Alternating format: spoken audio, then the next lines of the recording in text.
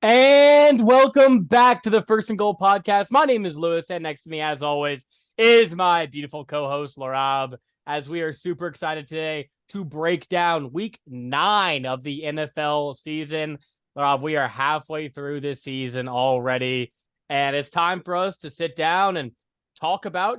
We're halfway through. We gotta start looking forward. We gotta start looking forward to these playoffs, matchups, things like that. Hell, even drafts positioning. Things are about to get really interesting in the NFL, and we are super excited to break it all down with you today. Rob, anything you want to say before we hop into these picks? No, Lewis, let's just go ahead and get it over with. I mean, you win this Woo! week, of course, Baltimore, because Baltimore. not even that Baltimore game, really. It's just the Atlanta game. Arthur Smith, you jackass. What did you draft Bijan Robinson for? To not hand him the ball? Like, oh my goodness. Of course, I picked them as my lock, and they lose to Josh Dobbs, who didn't have a week of practice, who didn't even know his offensive linemen's names, and he was practicing his cadence on the sideline before he goes onto the field, and they win that game in Atlanta. Congratulations, Arthur Smith. I mean, I know you have a billionaire daddy, but you get to coach a football team now. I mean, have some fun in that, buddy. But I mean, Christ.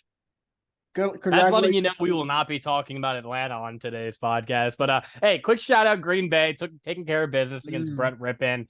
Another shout out to the boys down in Houston, making me sweat a little bit, but very happy how that one turned out. We will talk about that game a little bit later.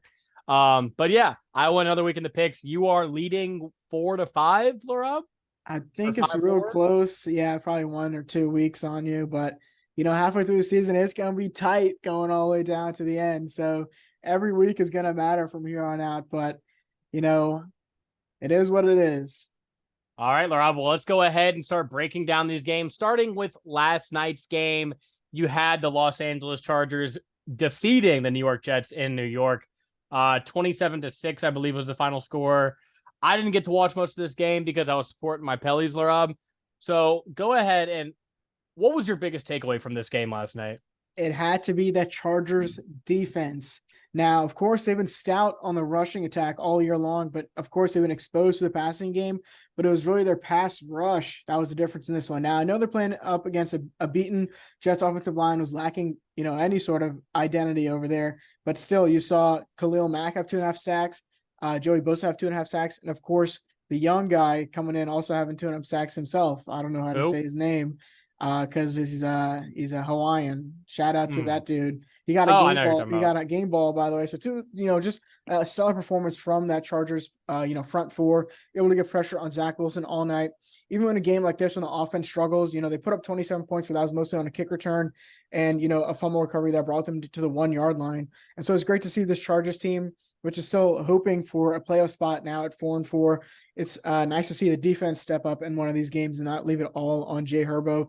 And of course, on the other side of the ball, just more struggles from the Jets. Of course, Zach Wilson can't get anything going all night long, and Robert Saleh just on the sideline, steaming hot.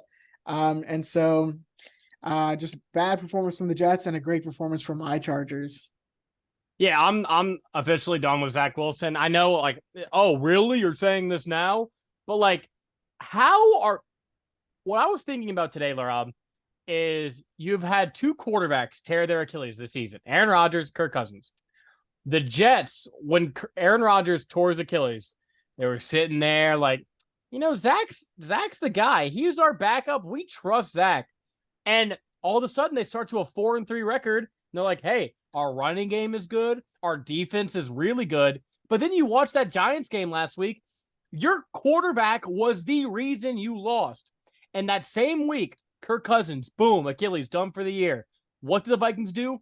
Immediately go and trade for Josh Dobbs, who in the game he played with no, I mean, I guess we are talking about that game again.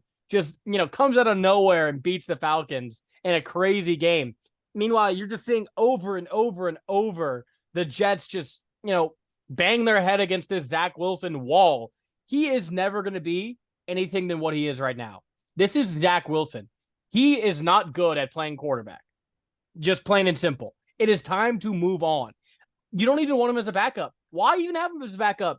He's not giving you quality, minutes or reps regardless. He doesn't bring any veteran leadership. He doesn't bring any maturity or wisdom into a locker room. I mean, is it just Aaron Rodgers' ego where he can't allow another veteran to get in that quarterback room, potentially take the shine or the spotlight away from him? I think that could be the case. Or is it just the Jets front office being so stubborn that they think, we made the right pick with Zach Wilson. We can figure him out. He just needs to, and he needs to. And no, it is over. You need to lick your wounds and move on. The best franchises, they all make mistakes. The Eagles drafted Jalen Reagor over Justin Jefferson. And you know what they did? They licked their wounds. They got rid of him. They went and traded for A.J. Brown. Look at them now.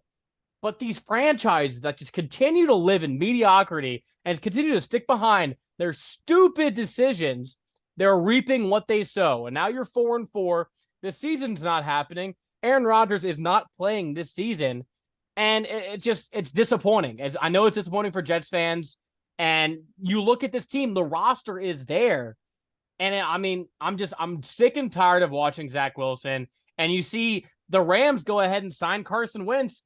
He's going to give them better quarterback minutes. I know my track record with Carson, but he's better than Zach Wilson. You can at least give me that. And it's just, I don't know, James. The Jets are going to jet. Oh, dude, you wait. All right, never mind. I'm not going to get there. I'm not going to get into that. But that's my take on the Jets, Laraib. Yeah, I think you just hit the nail on the head. Maybe it is that Aaron Rodgers' ego not allowing someone else to come and take in that spotlight. I knew you like that one. Of course, you always want to see Aaron Rodgers warming up on Monday Night Football, have all the cameras on him. Even when he's on the sideline shaking his head, he's always looking out for the camera, see if it's on him during those, in between plays. And so, just a chalk season for the Jets, to be honest. And for the Chargers, still in the playoff race. Let's go, Chargers. Bolt up, baby. We're still in it. But speaking of the playoff teams in the AFC over there, Lewis, let's go ahead and talk about some of them.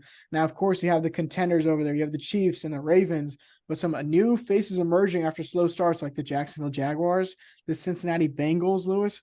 So why don't we go ahead and discuss, maybe our top 5 teams in the AFC? Well, when we frame this, it's not look at the standings, look at their chances. It's at the end of the year when it comes postseason time. Who are the 5 teams in this loaded conference? That there are some teams missing from here that would be top 3 teams in the NFC. But in this loaded conference, who can you see realistically in the Super Bowl facing off against one of the NFC teams? And that's how I'm ranking this top 5. It's not just standings. It's not just how they look right now. It's who I can see making a push when, push comes to shove. And that is going to the Super Bowl and being in the Super Bowl, potentially winning it. So here are my top 5 teams. I'll rattle them off quickly for you. Number 1, it has to be Kansas City. They have the proven track record. And sure, their wins don't look very sexy this year, at least compared to in years past and how we're used to seeing the Kansas City Chiefs play. But they're winning games. They're just so, you can never count them out. And this defense is by far the best Chiefs defense I've seen since the Alex Smith days. I mean, they're super fast. They're just create turnovers, create havoc. I think they're in the league, leading the league in forced fumbles this year. That's not on accident. Those are ball hawks who are going for the ball and they know their responsibility. A lot of young guys. Shout out to Trent McDuffie and his Diffie aura. Yeah. He's been balling out this year. So it looks like the Tyreek Hill trade was a W, but that's a different conversation. Number 2, I have the Cincinnati Bengals. Again, I like what I've seen. Or let me rephrase that. I know what I can get from this Bengals team. They have a Super Bowl ceiling and a quarterback, when he is right, is arguably the second best quarterback in the entire NFL. So, and he can go blow for blow with Patrick Mahomes in high-stake playoff games. I have not seen that from the other quarterbacks who maybe have better rosters. They haven't had the greatest start, but the way they've played the last few weeks, going to San Francisco and just destroying them, and how he's played, he's been playing outstanding football.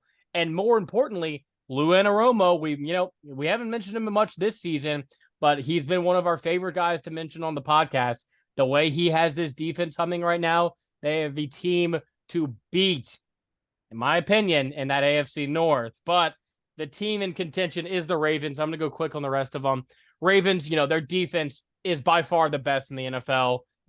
obviously scoring defense, 13 points per game, which in 2023 is just a ridiculous number. They have been, really blowing out quality teams like the Lions and the Seahawks in the past few weeks. So it's hard not to have them on the top of whatever power ranking you do. But I just need to see Lamar Jackson play well games in a row, because you look at his stats on the year: 9 passing touchdowns through 9 games, middle of the league in receiving yards. He has a good completion percentage, I guess, but he isn't really rushing the ball that effectively either. They're just, the running scheme for that team with Lamar as a threat is so huge for that offense. But I think they'll be fine. I just don't have them in that upper echelon. Number 4, I have Jacksonville, in Trevor Lawrence we trust, basically. And at number 5, it was close between Miami and Buffalo, but the way Miami has played against good teams this year, I'm giving the nod to Buffalo, Laraib. Yeah, I have to agree with you on all these except for 2, Lewis. Of course, Chiefs at 1, the known commodity that is Patrick Mahomes and that defense, the way they've been playing this all year. But I have to give the number 2 nod to the Ravens, Lewis, and put the Bengals down at number 3. Now, this Ravens team, Lewis, I know we love the flashy quarterbacks, love to launch that ball deep to the receivers and go for those long touchdowns. But what wins you games in November, December, January? It's that ground and pound game, baby. When it becomes cold out there in those winter times and you don't want to hit those, you don't want to tackle those guys when they're running the ball. The Ravens rushed for almost 300 yards against the Seahawks, Lewis. Now, that might not be the greatest feat in the world compared, because they're playing that Seahawks defense. But, Lamar Jackson did exactly what he needed to win in that game. They had long, sustained drives, milking the clock, keeping that Seahawks offense on the sideline, making them, just keep them on ice, essentially. And that's how they're able to win games. Like you mentioned, that defense, Lewis, they've been on a different level since they traded for Roquan Smith from last year. And we saw this Ravens team could have beaten the Bengals last year without their starting quarterback in Lamar Jackson. So if he stays healthy this year and we see that matchup again this year, I know which way I'm leaning in that one. And I know, this Bengals team has made it to the Super Bowl, and Lamar Jackson, the Ravens, they've come up short a couple years past in the playoffs. But I think this year, when they have a true wide receiver 1 in Zay Flowers, Mark Andrews is always going to be Mark Andrews, and that power run scheme with their offensive line, Lewis, I really like the Ravens at number 2. Yeah, I mean, I just want to ask you a few questions about that because, you mentioned the running game and all these things, but that's been the case the past few years when Lamar has been in the playoffs and Lamar has been healthy. So you're saying the biggest difference in this team and those teams of past is Lamar, or is it just having Zay Flowers, or what is it to you that makes this team a legitimate contender over a team like Cincinnati? Well, this year it has to be their defense. Now, okay, they've had top, solid defenses the past couple of years, but like you mentioned, since they got Roquan Smith, they've been the best defense in the NFL. And of course, adding a rookie wide receiver in Zay Flowers, someone who's able to not only stretch the field, but also just provide, being a solid target to, he's diffy. Just to throw to, right? You talk about years past and you have to throw to guys like Rashad Bateman and Nelson Aguilar and 100-year-old OBJ. I mean, it's just a different type of offense when you're able to, kind of have that deep play threat over there in Baltimore. And so, I think that's going to be the difference. Now, of course, you can give it to any one of those top 3 teams in the Chiefs, Bengals, and Ravens. And I understand where you're going with the Bengals, a team that has been to the Super Bowl with Joe Burrow, the team that has beaten, Kansas City in the playoffs. But I think this is a year that the Ravens put it all together and they make a deep run. Yeah. And then you agree with me on Jacksonville 4 and Buffalo 5? Yeah, for sure. Like you mentioned, Miami, they're going to be a 10-win team, Lewis, just because of how their schedule plays out. They still have to play the Jets twice. I mean, talk about a cupcake schedule, but I still think Buffalo is just a way better team. They have more experience, and I can trust their quarterback a lot more in, those situations. But so far, they haven't playing that well, Lewis, and that's why I have the Jacksonville Jaguars over them, which have been playing. I had a bye week last week, but they've been playing really, really well with Trevor Lawrence at their quarterback, and their defense is another thing to look at, Lewis. Maybe not the best defense in the NFL, and maybe in the AFC compared to the top 3 guys that we have. And so that's why I have them at 4. All right. Well, yeah, we'll get into more of the seeding and playoff stuff as the episode goes forward. But real quick, we had a very special performance by a very special player, C.J. Stroud, the number 2 overall pick in the NFL Oh, draft. not Baker Mayfield. Hashtag Bake Show. He had 470 yards and gosh. 5 touchdowns on the day against the woe-begotten Buccaneers, leading his team with 40 seconds left to a touchdown scoring drive, leaving only 6 seconds left for Baker to do nothing. But I want to ask you, Laura, because there's been a lot of hot takes involving one Mr. C.J. Stroud, and he's been playing with his hair on fire all season long. You know, with this arguably being the best individual rookie game in NFL history. I mean, I can't think of anything else that sticks out. Maybe OBJ against the Giants. Like, I don't know what else really sticks out, or against the Cowboys, excuse me. I mean, is there anything right off the top of your head where you're like, oh, that was a rookie performance that was really nice? Tariq Woolen pick 6 last year against the Detroit Lions. Or Devon Witherspoon pick 6 against the Giants this year as well. And so, no, like you mentioned, for throwing almost 500 yards and 5 touchdowns at home, which is an amazing feat, never been done before in history. Talk about all the great quarterbacks who've never been able to do that themselves. And so just maybe the greatest rookie performance of all time. All right, Laura. Well, let's see where exactly we view him among some of the current NFL quarterbacks. I'm going to go through a few quarterbacks, and it's going to be a would you rather. CJ Stroud. I'm going to name a quarterback, and you tell me for the rest of the season, who would you rather have as the quarterback of your team? It's not swapping teams. It's just who would you rather have in a vacuum for the rest of this year? Not for their careers, but just this season. Starting it off, Laraib, with Justin Herbert. Oh, why would you do that to me? I'm going. What? This one's easy. I'm going Justin Herbert for sure. I mean, talk about a guy whose aura is diffy. Okay. I mean, the way he's able to stand in that pocket so tall and strong and able to deliver balls. And of course, his pocket presence is on a different level. And the way he moves out and rolls out, he's playing with a broken middle finger, Lewis. As a quarterback, that's very difficult, even if it's on his offhand. And so give me Jay Herbo for rest of season. Okay, well, that was a layup. I also agree with you. I mean, give it a few months, and if CJ Stroud wins the playoff game, then we're really gonna have a conversation. But let's go ahead and move on to another guy who's been playing very well this season under the radar, Jared Goff. This one is really interesting, Lewis, but I, for rest of season, have to go with Jared Goff. He's been on a different level as well. A lot of people have been underappreciating what he's been doing for this Lions team. Talk about both these guys have not thrown many turnovers, but Jared Goff, someone who's been to a Super Bowl, who's faced that sort of pressure before. I think I like him over Stroud for rest of season. All right. Well, I agree with you. I also think Jared Goff, I would take him for the rest of this season. Their careers, I think I'm going Stroud. I like his ceiling more, but that's not the debate. So I do agree with you. Let's go to a little tougher one, Rob, and one that might ring a little bit home for you. Russell Wilson. Geno Smith.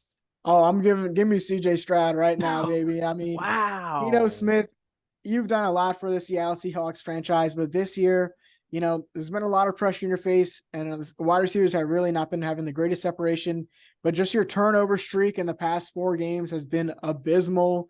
And, maybe the Cinderella story has come to a close, maybe, but I still like the Seahawks team to make that playoffs. We'll talk about that in a little bit, but I think, CJ Stroud has just been so cerebral in his decision-making so far this year. And the Seahawks offense could be a lot different if he was at the helm. I mean, it's a tough argument because when Geno's right, he can make any throw on the field. But yeah, this season, he's not looked too sharp. So I think I agree with you. I think I'm also going to pick good old CJ Stroud. Another quarterback who's kind of had a resurging year, one Dakota Prescott, Laraib. This one is interesting. Talk about someone who's thrown a lot of interceptions, Dakota Rain Prescott. But, oh, man, I'm going to go with Screw it. Give me CJ Stroud. Dak No Prescott has not had the way. ability to lead this Cowboys team in any comeback wins. Of course, he's always showboating and front running when they get to play the Rams defense. But when it comes down to making plays, CJ Stroud has shown me that ability. Meanwhile, Dak Prescott is running out of bounds before he can hit the pylon or missing wide open guys on wide open touchdowns in critical situations. And so I like CJ Stroud. You're crazy. Give me Dak. I mean, No. look, I really like CJ, but I mean Dak for this year with the experience and what he brings intangibles, tangibles. Like, Obviously, he is a long like what? like what? His leadership. He has, he's had a good arm. He's passed the ball very well this season. Even in that Philly game, he had over 350 yards and he was dealing the ball. It was just late game execution that really screwed him. But hey, I guess CJ Stroud didn't have a problem with that against the woe-begotten Buccaneers. But that's a different discussion. And one final quarterback, Laraib. It is Baker Mayfield shake and bake. Oh, Lord. I mean, Bake Show was cooking late in that game. He did what he needed to do, Yep. but someone did it way better than he did, and that is CJ Stroud. Yeah, give me Stroud. I mean, Bake Show. I mean, I just showed you the numbers comparing to Tom Brady in his first 6 years in the league. My Let me just pull up the stats for the folks at home. I mean, talk about this. In his first 80 games of his career, Tom Brady, 61.9, Bake Show, 61.7. Okay. Passing yards. What Brady, is that? Completion percentage? What was that number? Completion percentage. Okay. Passing yards, Tom Brady, 18,000. And Bake Show, 18,100. So, I mean, he's right there on that level. Passing What about Super Bowls? So moving on to fantasy points, all time for Baker fantasy Mayfield. points. All time Baker all Mayfield. right. Yeah, we're definitely wrapping that shit up. All right, let's move on. Let's move on now to our NFL playoff preview. So as it stands at the halfway point of the NFL season, obviously we have 7 teams now vying for playoff spots. I'll go quickly through the conferences. Right now, we have the Chiefs at the 1, the Ravens at the 2, Jaguars at the 3, Dolphins at the 4, Steelers, Browns, and Bengals, the full AFC North, rounding out the AFC playoff picture. Meanwhile, in the NFC, you have the Eagles, the Lions, the 49ers, and the Saints. And then you have the Seahawks, Cowboys, and Vikings hanging on to those final 3 wildcard spots. Laura, first things first, out of all 7 teams here, which one to you is the most shocking halfway through the year? Most shocking has to be Pittsburgh. I mean, their offense has been god-awful. Shocking to. Okay, so this is not what we're going to do. When you're off the train early on in the season, now you're just grabbing onto it right at the end while it's the last little rail cart flying away. You're able to snatch onto it. But, of course, just Matt Canada as their offensive coordinator. It's really been the defense that's been carrying them, but they've found ways to win games somehow, Lewis. And, of course, Mike Tomlin is going to keep his streak alive. But no, that's been really surprising, and I think they fall out of the playoffs. Yeah, I think the most surprising team for me is the Minnesota Vikings at that 7th spot in the NFC. I just think that, it makes sense with Kirk Cousins, but this is solely based off the performance last week against the Falcons, who they would be sitting in the spot if they had flipped the outcome of that game. But unfortunately, your favorite head coach, Arthur Smith, could not get them that victory. So, with Josh Dobbs, they become a little frisky here, Laraib. You get Justin Jefferson back this week. You're playing the Saints at home. Then I think you have a bye week. A lot of things could happen for this team. I've really liked Jordan Addison. This defense has been very sneaky, Laraib. With Brian Flores as their defensive coordinator, I really like that rookie out of Cincinnati, Ivan Pace, the linebacker. He's been making plays all over the field. And Daniil Hunter's having like a resurgence in his career right now. I really like how that defense is kind of getting into shape. And if they can get competent quarterback play from Josh Dobbs, which they might be able to, I don't see them falling out of this picture, Laraib. What do you think? Yeah, I agree with you. Looking at the rest of the the rest of the field that's not in the playoffs in the NFC, no one else really wants it. I mean, Green Bay's look awful even after they got a win. The Rams, of course, they trade for Carson Wentz, and that does not look like it's Uh-oh. going to be good, Uh-oh. for Matt Stafford rest of season, depending on that UCL in his hand.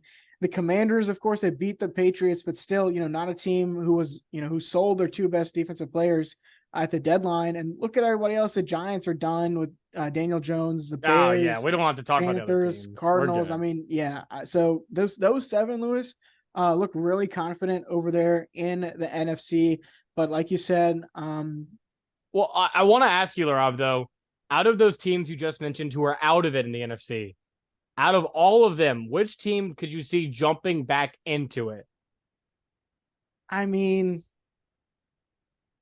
I have Eh, to pick one. I mean, no, you really don't.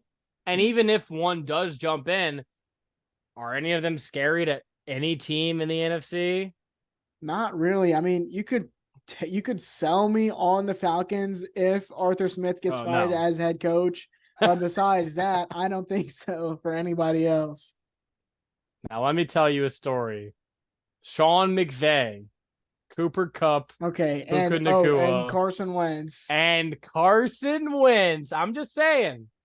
That could be fun. All right. All right, but let's pivot over. Sorry, I get really excited talking about Carson. Like really excited. Okay. Let's flip it on over to the AFC, Larab. I mentioned the teams who are in. The teams that are just out, the Bills are the 8th seed at 5-4. And then underneath them, you have 3 4-4 teams, the Texans, the Chargers, and the Jets. The Colts and Raiders hanging on at 4-5. Sneakily, the Titans are still in it. Sneakily, the Broncos. Honestly, Laurent, the only team I can say is out is the Patriots right now, which is crazy. A lot of stuff can happen throughout the rest of the year. So out of the teams, besides the Bills, because I feel like that's the easy answer, which one of these teams could you see hopping back into the playoff race? And who falls out for you? Well, who falls out for me? I already said I really don't like this Pittsburgh team. You Whoa. can't trust bad quarterback play in the NFL or bad offensive coordinators. So if anybody would fall out, I think it would be them. And who's coming in? Of course, you asked me that question. Of course, I'm going to say my Chargers. But besides my Chargers, I like my You can Texans. say your Chargers. I like my Texans as well. So those are two teams I'm looking at. The Colts get a good win against the Panthers, but really they don't scare me at all. The Jets, we've seen the turmoil over there. So really, unless, Will Levis, starts getting really hot, I think the Texans and the Chargers are two teams that I like to, fill that void when your Pittsburgh Steelers fall out. First off, the team that's falling out, well, honestly, probably both of them, right? The Browns and the Steelers. But let me paint you a picture of a real sneaky team that's sitting towards the bottom. The Denver Broncos, who have sneakily won 2 in a row, beating the Chiefs last week. They have a bye week. They go to Buffalo to play the Bills on Monday Night Football. Then you have the Josh Dobbs-led Vikings. You have the Browns at the Texans, at the Chargers, at the Lions, home for the Patriots, home for the Chargers, at the Raiders. There's a lot of winnable games on that schedule. And you can make the argument, Laraib, it's never easy just to insert a new head coach into a system and expect it to work immediately. But you can make the argument, Sean Payton over the last few weeks, he's gotten the running game going. He's starting to figure out Russ, trying to limit him, almost like what he did with Jameis in New Orleans, which is just insane, by the way, for your favorite quarterback of all time. Drew Brees is my favorite quarterback of all time. So all right, that's crazy glazing. Only the most accurate throw of the football of all time. I'm not disagreeing with you. I'm not. At least for Drew Brees' sake. For your sake, we'll see. But they can figure things out quickly here, Laraib. And I know that they're the butt of every joke. Russell Wilson's cringy. Sean Payton's weird. He smokes weed. But yeah. But I don't know. They could really make some noise here, Laraib, and it's going to be very exciting to see if they can, because this is a pretty big year. Sean Payton at the beginning of the year said it would be a disappointment if they make the playoffs, and there is a path for them there, but you got to start next week on Monday Night Football. We will be very excited to break down that game in next week's picks. But, Laraib, anything else looking at this playoff picture that really jumps out to you halfway through the year? What really jumps out to me is,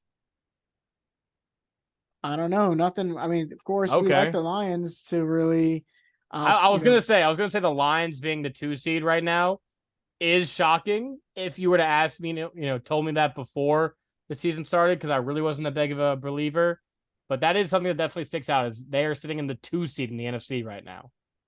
yeah. So it looks like there will be a home game in Detroit. We'll see how this Vikings team can we'll see if they step up to the plate. But besides that, we knew the Eagles were gonna, or at least I knew the Eagles were gonna win their division. Of course, the Chiefs are always going to be dominating, but it's not. This is where it starts to heat up, Lewis. But it's going to be these next couple of weeks where those wins that you really need against those bad teams on your schedule, and you lose some of those games. And this is some of those games for those teams where we're playing a really difficult opponent, and this should be a loss for us. And they pull out that win. That's what really determines these playoff teams. And so as the months get colder, Lewis, and the clouds start looming over the field, we'll see who really wants to go to the playoffs and vie for that Super Bowl, and who wants to be home in January, February time on their couch, Lewis. Hey, Cowboys win the NFC East. I'm still calling it right now. No. Anyway, let's move on to our last segment. We have our Thursday night football game, an awesome matchup between two juggernaut football teams. We have the Carolina Panthers traveling to Chicago. Chicago favored by 4 at home. Oh, God. I mean, oh, God. I'll go first. I'm picking the Panthers as my upset of the here week. we go again. As my upset of the week. So this is going to be a great start to the week for me, because like you loved your Panthers last week at home against the Colts, and then your boy Bryce Young throws 2 pick sixes. You won't do that again. Now they're playing the Chicago Bears, on Thursday Night Football. We saw what this Bears team did Justin last Fields time. will be back for this game, by the way. Last time they were on Thursday Night Football, he lit up the Commanders. Now you have a sorry-ass Panthers team coming into town. Sorry. Give me the Bears by a bunch, 27-10. Wow. That is a bunch, Laraib.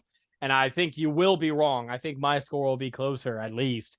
I'm going to go Panthers 19 to Bears 16 in a close, low-scoring, fun, young quarterbacks, future of the league, awesome all-star. None of these guys NFL are futures football. of nothing.